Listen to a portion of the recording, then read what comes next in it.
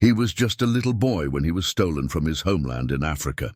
He had no idea that his journey, one filled with heartbreak and survival, would lead him to the royal courts of Russia. He would grow up under the protection of a powerful Tsar, rise through the ranks of the military, become a respected engineer and nobleman, and eventually father a legacy that would shape Russian literature forever. His name was Abram Gannibal, and this is his story. Our story begins around the year 1696, somewhere in Central Africa. Historians aren't exactly sure where. Some say Eritrea, others guess Cameroon, Chad, or Ethiopia. But one thing is certain, this young boy came from noble roots. He may have been the son of a local chief or minor king, and lived the early years of his life surrounded by family, tradition, and status. His name may have originally been Ibrahim, though no one knows for sure. That peaceful life didn't last long. Around the age of 7 or 8, everything changed. He was kidnapped, possibly during a local conflict or raid by slave traders. He was then sold into the trans-Saharan slave trade, beginning a journey of pain and uncertainty. From Africa, he was taken to the Ottoman Empire, likely ending up in Constantinople, which is now Istanbul. There, this young African boy, just a child, was sold again. But fate stepped in. A Russian diplomat or noble with close ties to Tsar Peter the Great noticed the boy and decided to bring him to Russia. In 1704, he was sent as a gift to the Tsar. At the time, it wasn't unusual for African children to be given to European rulers as exotic companions. But this story would take a very different turn. When Peter the Great met the boy, he didn't see him as a servant or a curiosity. He saw potential. Instead of being made a servant, the boy was brought into the Tsar's inner circle. He was baptized into the Russian Orthodox Church and given a new name, Abram Petrovich.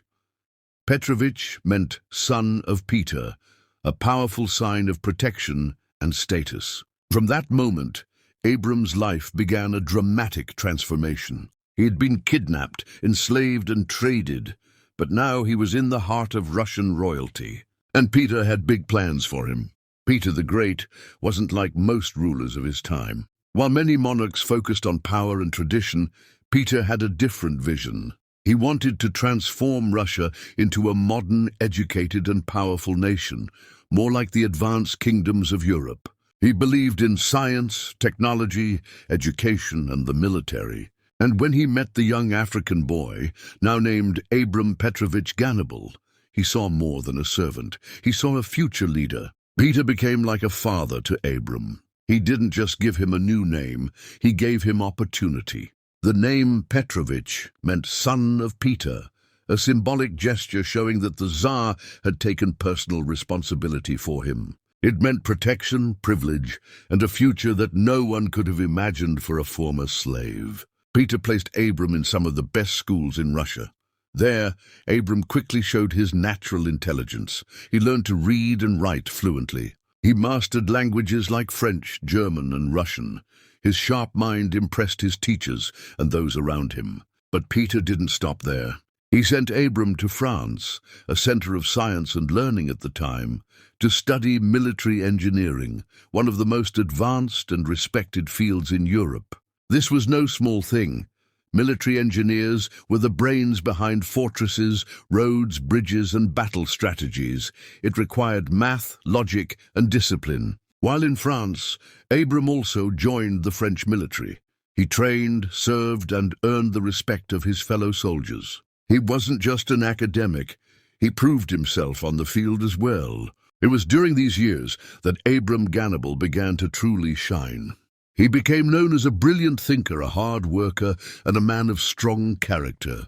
His dark skin made him stand out in 18th century Europe, but his mind and manners earned him admiration. Some even say he formed a friendship with the famous philosopher Voltaire, who referred to him with respect. But everything changed in 1725. Peter the Great died. The man who had protected Abram, the one who saw his potential and invested in his future, was gone. With Peter's death, Russia entered a period of uncertainty. Power shifted hands, and political rivalries grew stronger. Abram's position, once so secure under Peter's wing, became shaky. He was now a foreigner, a black man, and a rising star in a court full of envy and suspicion. Without Peter's protection, Abram Gannibal would face challenges like never before. But he didn't back down. Instead, he prepared for the next chapter of his life, one where he would have to prove himself not by royal favor, but by skill, strategy, and sheer determination. When Peter the Great died in 1725, everything changed for Abram Gannibal. Peter had been more than a ruler. He was Abram's protector, his mentor, and the man who gave him a future. But now, Peter was gone, and those who had always looked at Abram with suspicion saw their chance. To them, he was not a scholar, not a soldier, not a nobleman. He was simply a foreigner, an African, someone who didn't belong in the highest levels of Russian society. They whispered that he had risen too high, that he didn't deserve the ranks and rewards Peter had given him, and in the chaos after Peter's death, they moved against him. Abram Gannibal was exiled. He was sent far away to Siberia, a cold, remote land known for its brutal winters and harsh living conditions. It was a place where people were sent to disappear. His years of service, his elite education, his loyalty to the Russian crown, none of it mattered anymore. But Gannibal was no ordinary man. Even in exile, he kept his mind sharp. He continued to study, to plan, and to believe that his story wasn't over. He refused to be broken by the cold or by the injustice. Deep inside, he held on to hope. And then that hope became real. In 1741, Empress Elizabeth, the daughter of Peter the Great, rose to the throne. She remembered Abram Gannibal, not as a stranger, but as the brilliant man her father had trusted. She knew the kind of loyalty he had shown to Russia, and she made a bold decision. She brought him back. But Elizabeth didn't just restore his title, she gave him even more responsibility. Gannibal was promoted to Major General, one of the highest military ranks. He was made the governor of a Russian province, managing land, people, and infrastructure. He was also appointed as the chief military engineer of the entire Russian army. That meant he was in charge of designing fortresses, building bridges, planning defenses, and overseeing massive construction projects across the empire. The same boy who had once been stolen from Africa, who had survived slavery, who had lived in exile, was now shaping the future of Russia. And he wasn't just doing it well, he was excelling. Abram Gannibal became one of the most respected minds in Russian military and civil engineering. His plans and blueprints were used for decades. His work helped protect cities and secure borders. He had gone from a child in chains to a commander of armies, from an exile in Siberia to a key advisor to the crown. His return wasn't just a comeback, it was a powerful statement. In a time when race, background, and class could limit a person's entire life, Abram Gannibal defied every expectation, and his legacy was only just beginning. Even with his success and high status, life was never truly easy for Abram Gannibal. Behind the titles and the promotions, behind the public respect, there were always whispers. Some people never let go of the fact that he was African. They saw his skin before his intelligence, his origins before his achievements. To many Russian nobles, Gannibal's rise was unnatural. An outsider, a former slave, now equal to them in rank, it made them uneasy. Even worse, he had earned his place through skill, not birthright. So Gannibal faced racism and prejudice at nearly every turn. People questioned his loyalty, mocked his background, and doubted his place in the Russian elite. But he never backed down. He continued to serve his country with distinction, building fortresses, managing cities, and training future engineers.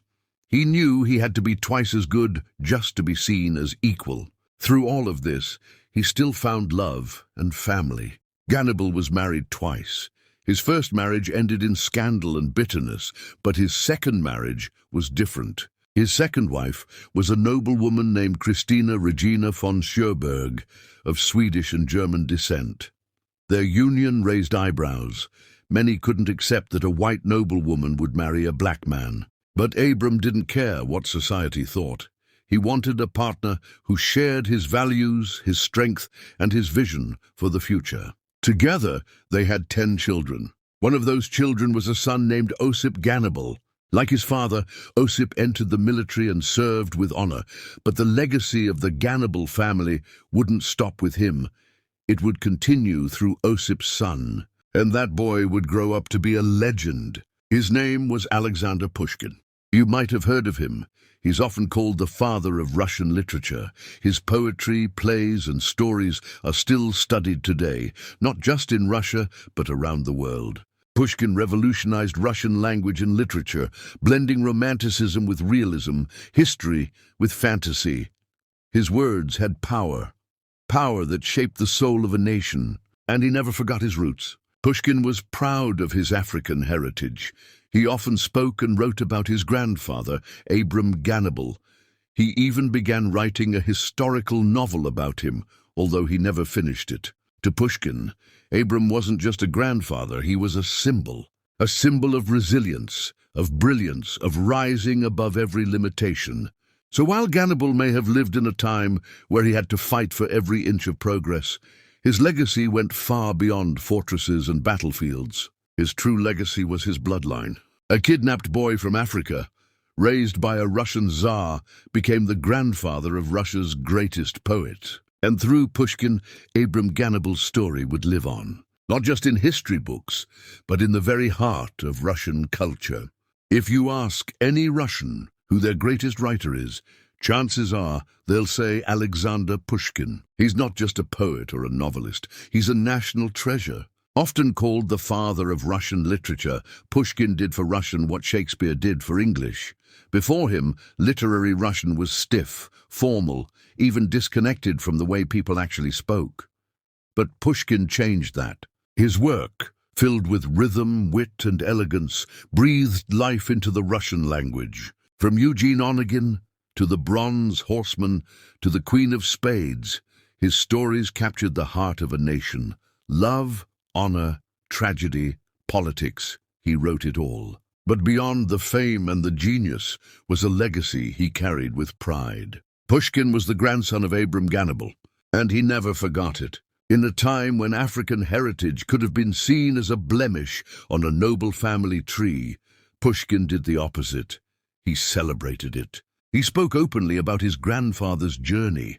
He admired Gannibal's strength, intelligence, and ability to rise in a world that tried to hold him down. Pushkin even began writing a historical novel based on Gannibal's life. He called it The Moor of Peter the Great.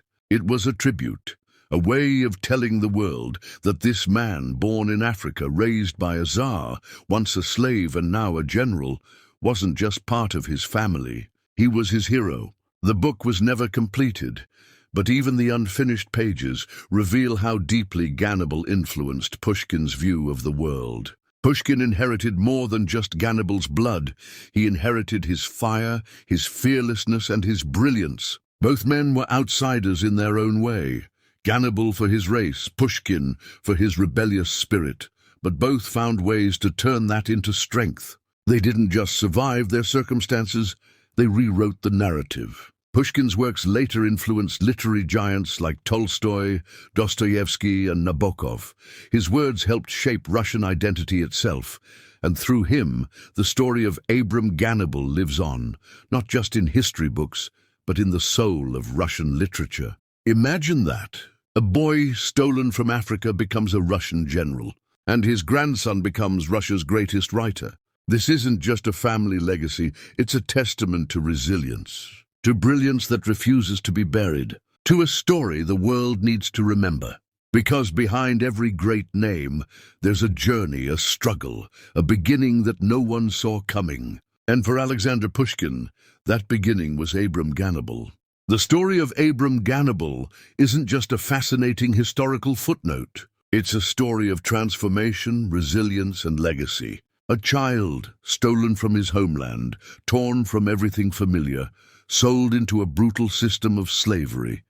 And yet, he didn't disappear into history as a nameless victim. Instead, he rewrote his destiny. He rose not just into freedom, but into power, into influence, and into history. He mastered languages, he commanded armies, he became a brilliant engineer, a scholar, and a leader in one of the most powerful empires of his time. That kind of journey forces us to rethink everything we've been told about race, identity, and power. Because this wasn't supposed to happen. In a world where he was expected to be forgotten, Abram Gannibal became unforgettable. His story challenges the way African history is often framed. We're used to seeing Africa through a lens of loss, colonization, slavery, poverty, but Gannibal's life reveals a different truth, that Africa is also a source of greatness, of nobility, of intelligence, innovation, and resilience. Yes, Abram was a victim of slavery, but he was never defined by it. He was a thinker, a doer, a force. And his life is a bridge between two worlds, Africa and Europe, continents so often seen in opposition. Gannibal embodied both. He didn't erase one part of himself to succeed in the other. He carried both within him and passed that legacy on to his children, to his grandson, to Alexander Pushkin, the literary soul of Russia. And that's part of what makes this story so powerful. Because when we talk about the pillars of Russian culture, we're also talking about an African legacy. This isn't just about the past. It's about what we choose to remember. Gannibal's story reminds us that genius has no color, that talent, courage, and brilliance can rise from the most unlikely places. That identity is never as simple as history books make it seem. And perhaps most importantly, it reminds us of the power of human potential. No matter where you come from, no matter what's been taken from you, no matter who doubts your place in the story, you have the power to reshape it. Abram Gannibal's journey is not just African history or Russian history. It's world history, and it deserves to be known, shared, and celebrated. Because in telling his story, we don't just honor one man. We honor the millions whose names we may never know, but whose strength, like his, still echoes through time. If you enjoyed this story, don't forget to like, subscribe, and click the notification bell for more powerful stories from history. Because history isn't just about the past, it's about the people who shape the world we live in today.